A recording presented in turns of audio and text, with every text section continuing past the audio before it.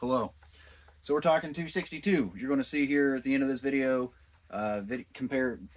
footage comparing stock to ported.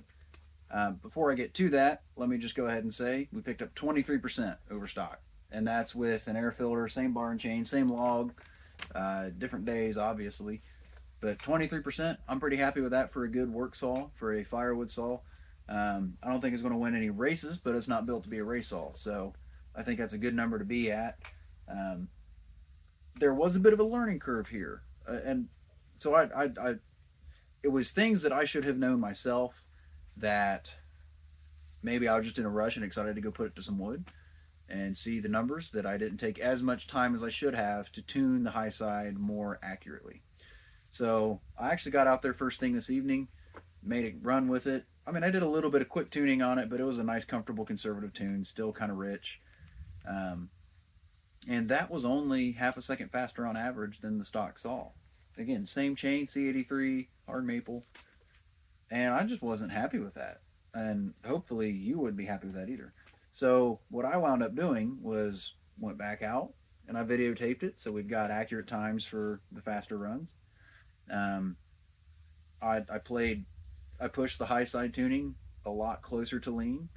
It's not floating on the way down. It's not idling or revving out funny or doing anything goofy like that. It's not dangerously lean, but it's definitely to the spot of being lean enough that I wouldn't send it out the door like that unless I knew the owner is going to be real careful and pay attention to tune. I've known a lot of guys that they'll buy a ported saw and they don't know how to tune anything.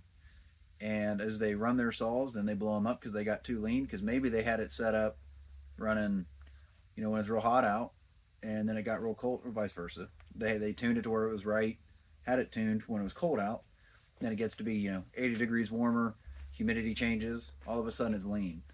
That's why you see a lot of manufacturers going towards self-adjusting carbs or fuel injection. I think it's because Husqvarna and Stihl are really sick and tired of people warrantying saws that really didn't need to be warranted, that owners ought to know how to tune and operate their equipment.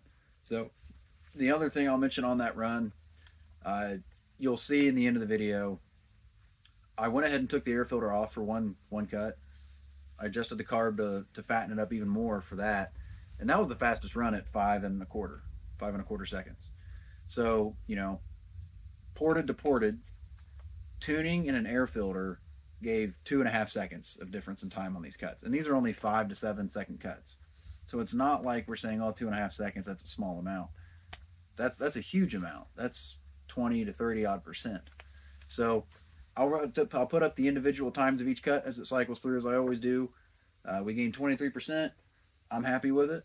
We're going to probably fiddle around with the air filter setup a little bit more to try and get it still reliable in filtering, but letting the sucker breathe, because it needs to breathe, right? Just the air filter change alone gained, get my reading glasses here, over half a second, 3/4 of a second. The fastest run, as you'll see, was 6:04. Took the air filter off, tuned it again, and it picked up 3/4 of a second. So maintain your saws, learn how to tune your saws, and run ported saws, because that's way more fun than stock saws. I mean, come on.